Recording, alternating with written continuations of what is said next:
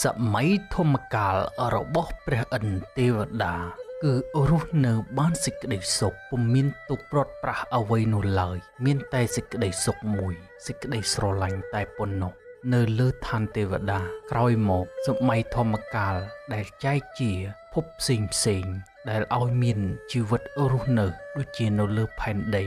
នៅលើភពដទៃទៀតដែលយើងពុំបានទៅដល់ដូច្នេះទេវតាព្រះឥន្ទជាអ្នកគ្រប់គ្រងភពទាំងឡាយនៅលើពិភពលោកនិងភពដទៃទៀតថ្ងៃមួយនៅឋានព្រះឥន្ទនិងឋានទេវតាមានភាពចលាចលហាក់ដូចជាអាកាសធាតុក្តៅហើយពុំមានភាពត្រជាក់នោះឡើយដោយសារវាប៉ះពាល់ទៅនឹងបណ្ដាញផ្សេងនៃភពទាំងឡាយដែលភពខ្លះមានការ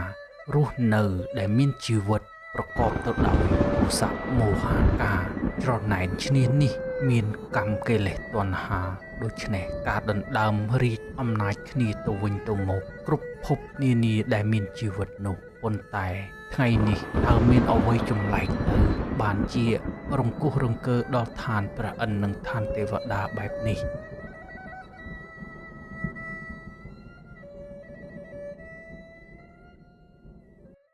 មហារាជដូចជាមានអ្វីកើតឡើងចំពោះភពផែនដីមើលទៅដូចជាមិនសូវល្អទេមហារាជ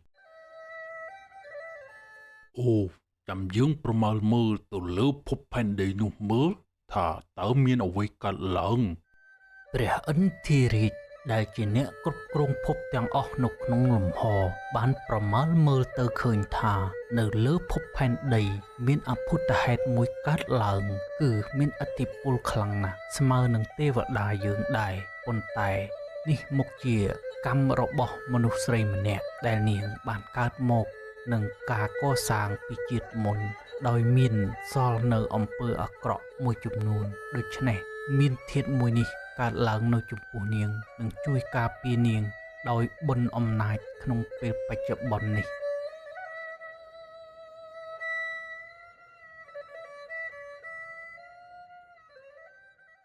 ទេវតារតនសម្បត្តិយើងបានប្រមាលមើលទៅភពចក្រវាឡបានឃើញថានៅទីនោះនឹងកកើតនៅសុទ្ធចម្លែកមួយដែលនៅលើភពផែនដីមានឫទ្ធិអំណាចខ្លាំងក្លាគ្រប់គ្រងដែនដីទាំងមូលដូច្នេះគេមានឥទ្ធិពលស្មើនឹងទេវតាយើងហើយគេសាងបុណ្យកុសលបានច្រើនណាស់គេមានកំណើតទៅជួយនឹងមនុស្សម្នាក់គឺនារីបរិសុទ្ធម្នាក់នោះឯងដូច្នេះលោកទេវតារតនសម្បត្តិមានតួនាទីសំខាន់ដើម្បីទទួលហើយថ្ងៃនេះគឺទៅជួយមើលថែនៃរាជបុត្រអង្គនោះឲ្យបានណាគេស្មើនឹងទេវតាយើងដូច្នេះ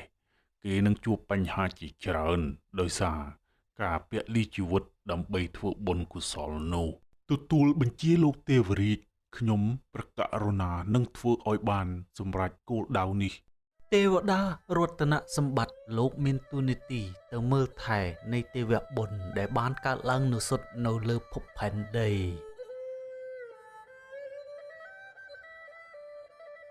កូនស្រីមានគ្រួសារមួយដែលមានជីវភាពមធ្យមដែរដូចជាយើងចឹងប៉ុន្តែគ្រួសារនោះគេមានកូនប្រុសកំឡោះហើយបងគេប្រចាំគ្រួសារនោះដូច្នេះគេចង់មកចូលចែកជើដល់កូនណាម៉ែចង់ប្រាប់កូនមុនឲ្យហើយសូមជម្រាបអ្នកម៉ែកូនទើបតែអាយុ18ឆ្នាំទេកូនមិនទាន់ចង់បានស្វាមីនោះទេព្រោះថាមិនទាន់ចេះគិតគូរអ្វីនោះនៅឡើយទេដូច្នេះកូនមិនទាន់ចង់បានប្តីទេម៉ែកូនមានដឹងទេឪពុកឯងពេលដែលមកដណ្ដឹងយើងកាលពីក្មេងនោះម៉ែទើបតែអាយុ16ឆ្នាំទេម៉ែនៅក្មេងណាស់ហើយក៏ឪពុកឯងនេះឲ្យម្ដាយគេមកជួយចែកជើដូច្នេះឪពុកម្ដាយខាងម៉ែនេះក៏លើកឲ្យគេតែម្ដងទៅហើយអាយុទើបតែ16ឆ្នាំនឹងម៉ែថាមិនចង់បានដូចជាកូនចឹងដែរប៉ុន្តែ ឪពុកម្ដាយឲ្យរៀបការហើយក៏ព្រមទទួលទៅរហូតរស់នៅដល់អាយុ50ហើយគឺចាស់បាត់ទៅហើយឃើញទេទើបតែមានកូនស្រីម្នាក់នឹងឥឡូវកូនស្រីពេញក្រមុំហើយ18ឆ្នាំគឺរមុំការហើយណាកូនកូនព្រមយកទៅទាន់ម៉ែនឹកនៅមើលឃើញណាពីអ្នកម៉ែកូនមិនព្រមយកទេព្រោះកូនមិនទាន់ចង់បានប្តីនោះទេម៉ែកុំបង្ខំកូនណាម៉ែកូនមិនចង់បានប្តីទេម៉ែម៉ែឲ្យកូនយកកូនមិនយកទេកូនចាំដល់ណាតើតែម៉ែចូលរណ្ដៅភ្លាមឬបានកូនព្រមទទួលយីកូននេះពេញក្រមុំហើយនៅឡើយមិនដឹងស្អីទៀតតាមតែចិត្តចោះចាំមើលលើក្រោយមានគេមកស្ដីទៀតអញមិនខ្ចីនិយាយទេមីកូនពេលនោះនាងដួងច័ន្ទក៏រត់ឡើងទៅលើផ្ទះយំទាំងទឹកភ្នែកជំទាស់នឹងម៉ែមិនព្រមយកប្តី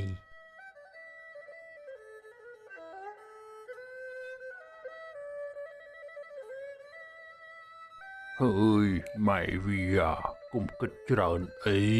យើងមិនអីទេបើវាមិនព្រមហើយក៏ហីតិចោប្រាប់គេទៅយើងកុំខ្វល់អីច្រើនពេកគិតនាំតែឈឺក្បាលទេម៉ែវាពេលនោះដែរក្រោយពីប្រាប់ពីឪពុកម្ដាយរួចហើយនាងដួងច័ន្ទរត់ឡើងលើផ្ទះពុំព្រមចុះមកដីសោះហើយក៏មិនដែលញ៉ាំបាយអស់រយៈពេល7យប់7ថ្ងៃក្រោយមកក៏មានទេពសយុទ្ធមួយបានមកចុះចាប់កំណើតជាមួយនឹងដួងច័ន្ទដែលមិនទាន់មានស្វាមីនៅឡើយតែនាងមានផ្ទៃពោះ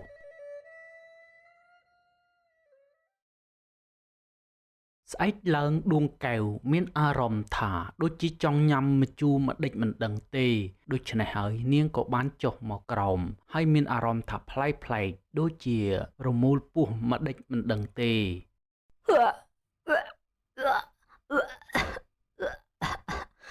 អូយម្ដេចក៏រមូលពោះម្ដេចមិនដឹងទេនេះខ្ញុំតើកើតអ្វីទៅណោះបាយក៏មិនឃ្លានដែរប៉ុន្តែរមូលពោះចង់តែញ៉ាំម្ជូរតែម្ដងហើយពុកវាខ្ញុំមើលទៅកូនយើងហាក់ដូចជាមានអារម្មណ៍ថាដូចជាមានស្អីមិនដឹងទេនេះដូចកាលពីខ្ញុំមានវាអញ្ចឹងវាដូចជាប្លែកណាស់ពុកវាពិតមែនហើយម៉ែវា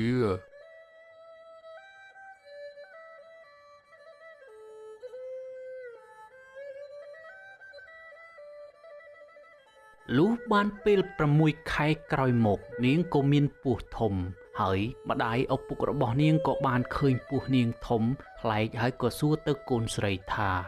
កែវហេតុអីបានជាពោះកូនធំអញ្ចឹងតើកូនមានផ្ទៃពោះមែនទេហើយម៉ែយកមុខទៅទុកឯណាទៅបើកូនមានផ្ទៃពោះយ៉ាងនេះខ្ញុំអត់ដឹងទេម៉ែ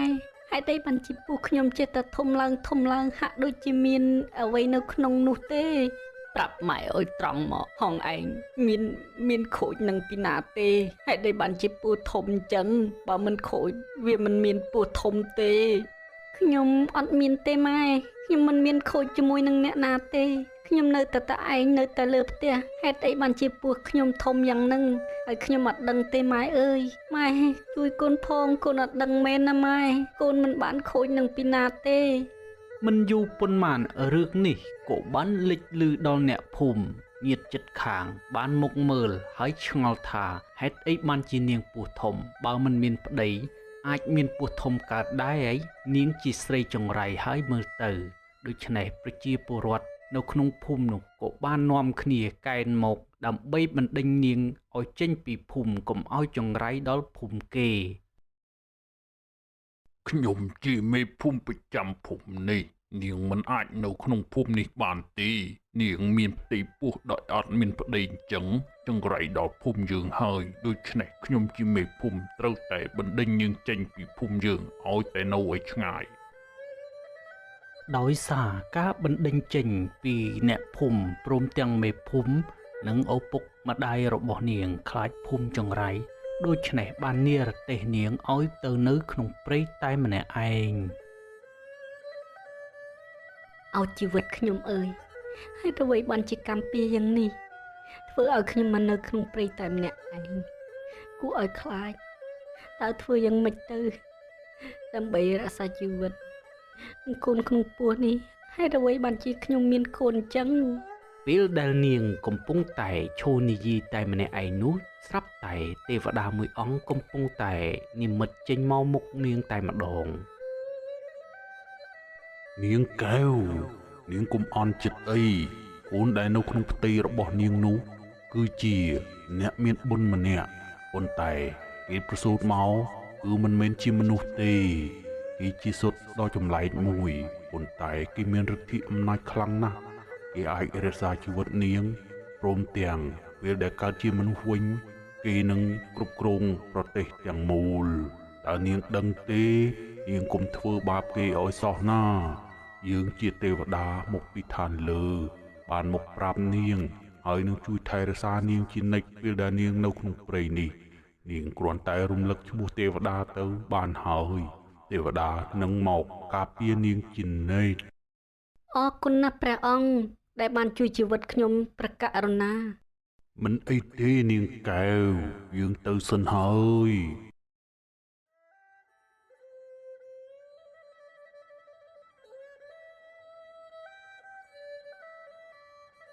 គ្រប់រយៈពេល9ខែ10ថ្ងៃ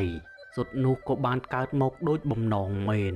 ហើយថែមទាំងចេះនិយាយនិងឆ្លងឆ្លើយសួរម្ដាយទៀតផង ម៉ែអើយកូនបានកើតមកហើយម៉ែកុំខឹងកូនណាតែកូនកើតមកជាសុទ្ធអញ្ចឹងខ្ញុំស្រឡាញ់ម៉ែខ្លាំងណាស់ចង់រស់នៅជាមួយម៉ែណាប៉ុន្តែបើម៉ែប្រើខ្ញុំមកធ្វើការអ្វីខ្ញុំធ្វើបានទាំងអស់ណាម៉ែមិនអីទេកូនម្ដាយម៉ែសប្បាយចិត្តខ្លាំងណាស់ដែលកូនបានកើតមកប៉ុន្តែអភ័ព្វអ្វីកូនកើតមកជាសុទ្ធបែបនេះហើយគ្មានឪពុកទៀតតើឲ្យម្ដាយប្រាប់កូនយ៉ាងម៉េចបើអញ្ចឹងនោះមិនអីទេម៉ែខ្ញុំបានរស់នៅជាមួយម៉ែខ្ញុំសប្បាយចិត្តហើយឥឡូវម៉ែចង់ឲ្យខ្ញុំធ្វើអ្វីចង់ឲ្យជប់កើតជាមាសចង់ឲ្យខ្ញុំកើតជាមនុស្សក៏បានដែរខ្ញុំធ្វើបានទាំងអស់ណាម៉ែកុំបារម្ភអី ពេលនោះដែរកុមារសុទ្ធក៏បានក្រឡាខ្លួនជាមនុស្សភ្លាមមួយរំពេច កូនម្ដាយកូនកាត់ជាមនុស្សហើយម៉ែសប្បាយចិត្តណាស់កូន កូនប្រុស ចាប់តាំងពីពេលនោះមកកុមារសុទ្ធរស់នៅយ៉ាងសុខសប្បាយជាមួយម្ដាយគេជួយម្ដាយក្នុងការងារផ្សេងតាមតែអាចធ្វើទៅបានប៉ុន្តែកុមារសុទ្ធស្អីក៏ធ្វើបានដែរព្រោះគេជាមនុស្សទេពគេពូកែគ្រប់រឿងគេអាចធ្វើបានទាំងអស់ចេះទាំងមន្តវិជ្ជាគ្រប់សពទោះបីសត្វសាហាវយ៉ាងណាក៏មិនអាចធ្វើបាបគេបានដែរ លោកម្ចាស់ហៅខ្ញុំមកមានការអីដែរខ្ញុំដូចជាអបសុកដល់ហើយលោកម្ចាស់អើយឥឡូវលោកម្ចាស់ហៅប្រើមានការខ្ញុំជួយបានទាំងអស់ណាលោកម្ចាស់ទេគឺយើងគ្រាន់តែជប់ឯងមកលេងឲ្យបានជាមិត្តភក្តិកុំឲ្យអបសុកពេកយើងនៅតែម្នាក់ឯងនឹងនៅជាមួយម្ដាយនេះយើងអត់មានមិត្តភក្តិលេងទេដូច្នេះយើងក៏ជប់ឯងមកណាឯងកុំខឹងអី អត់ទេលោកម្ចាស់ខ្ញុំមិនដែលខឹងពីណាទេលោកម្ចាស់ខ្ញុំតែងតែជួយគេរហូតលោកម្ចាស់អើយខ្ញុំជួយគេតាំងពីមុនរហូតមកដល់ឥឡូវលោកម្ចាស់ហៅមកចេះគឺសប្បាយចិត្តណាស់លោកម្ចាស់អើយ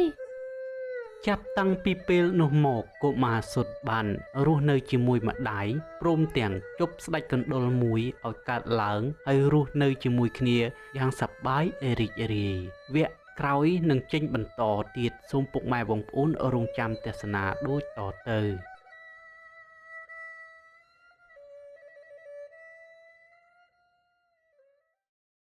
ស្ដេចកណ្ដុរសឮថាឯងមានមាសពេជ្រកែវកងច្រើនណាស់មែនទេអញ្ចឹងឯងអាចទៅយកឲ្យយើងបានទេព្រោះថាម្ដាយយើងត្រូវការលុយកាក់សម្រាប់ការចាយវាយណាអញ្ចឹងទេយើងគ្មានអ្វីសម្រាប់គ្រប់គ្រងជីវិតនោះទេសុទ្ធទេវ៉ាឯងភ្លេចហើយមែនទេឯងមានសិលវិជ្ជាខ្លាំងណាស់ឯងចង់បានអីក៏បាននោះដែរមិនចាំបាច់តែមាសប្រាក់ទេប៉ុន្តែយើងចង់ប្រាប់ឯងថាមាននគរមួយនោះគឺគ្មាននរណាអាចយកឈ្នះបានទេដូច្នេះឯងសា រកដោយកម្លាំងញើសឈាមខ្លួនឯងមើលទៅប្រកួតនឹងគេដើម្បីយកមាសប្រាសមកផ្គត់ផ្គង់គ្រួសារនឹងគេមើលអូមិនអីទេយើងឮថានគរនោះពិតជាមានអ្នកខ្លាំងពូកែច្រើនណាស់ហើយគេនឹងប្រកួតក្បាច់គុណ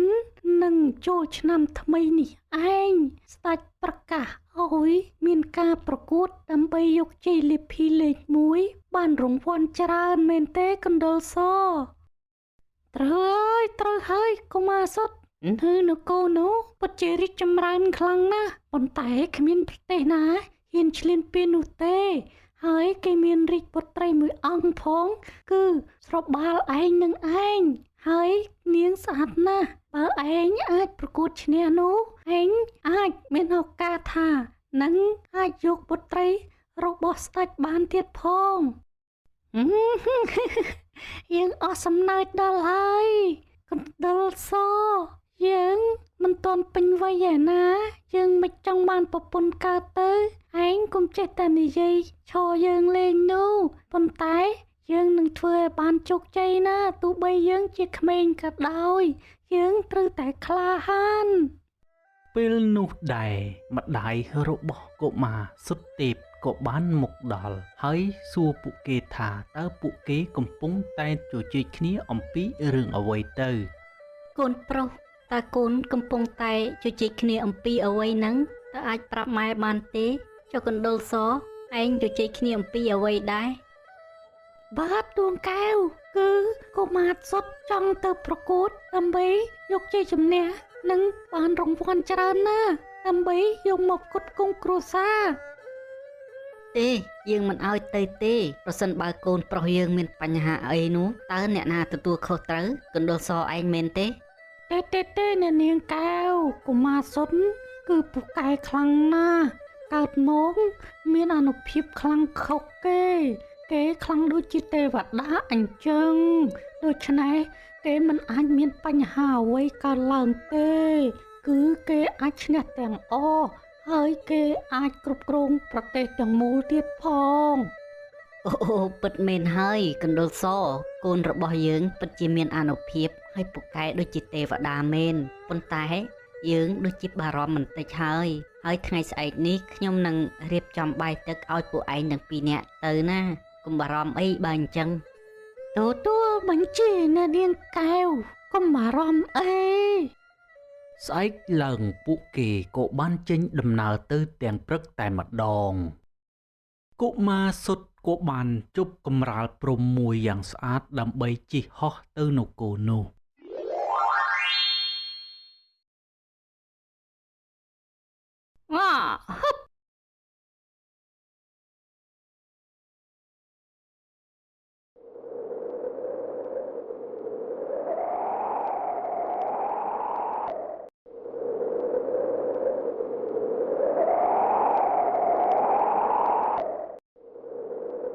កណ្ដុរសយើងជិតដល់ហើយណាត្រៀមខ្លួនយើងនឹងចុះណានគរនេះគឺធំណាស់វើយឯងមើលនោះពិតមែនហើយសុទ្ធទេពយើងជិតដល់ហើយមិនអីទេខ្ញុំត្រៀមរួចហើយពេលនេះដែរកុមារសុទ្ធនិងស្ដេចកណ្ដុរសក៏បានចុះមកខាងក្រោមប៉ុន្តែពួកគេមិនទាន់ចូលក្នុងក្រុងភ្លាមទេគេនៅខាងជាយក្រុងសិននិយាយអំពីនគរចក្រពត្តិវិញកំពុងតែនឹងចាប់ផ្ដើមបើកការប្រកួតប្រជែងយកមេឃទ័ពខ្លាំងហើយនឹងសម្រាប់អនាគតប្រទេសជាតិចំពោះនគរនេះដែរក៏មានស្ដេចមួយអង្គព្រះនាមថាប្រជាជាស្ដេចមួយអង្គដែលខ្លាំងពូកែហើយមានទាំងចំណេះដឹងឆ្លាតវៃទៀតផងក្នុងការគ្រប់គ្រងនគរនោះស្អែកនេះជាថ្ងៃប្រកួតដើម្បីយកអ្នកខ្លាំងប្រចាំប្រទេសស្អែកឡើងក៏ដល់ថ្ងៃប្រកួតប្រជាពលរដ្ឋព្រមទាំងមន្ត្រីទាំងអស់បានមកទស្សនានៃការប្រកួតនេះ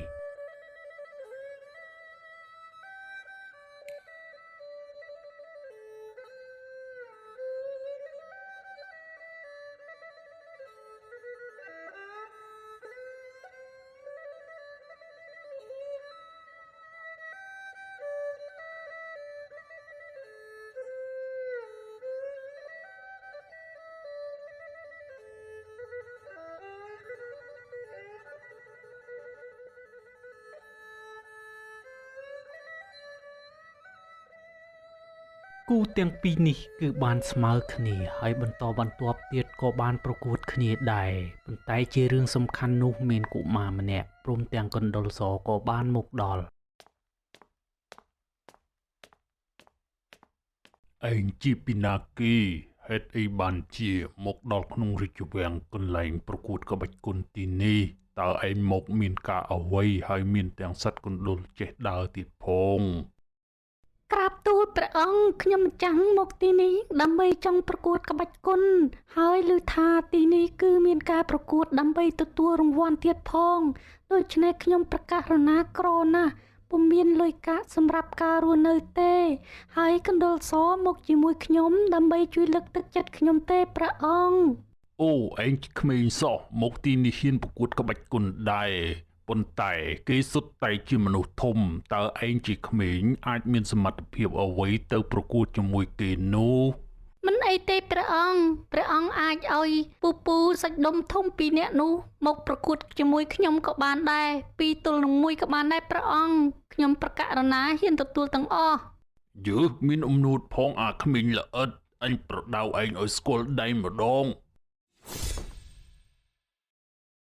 ប្រយ័ត្នផងកុមារសុទ្ធគេខ្លាំងណាស់វើយគេចេះហោះទៀត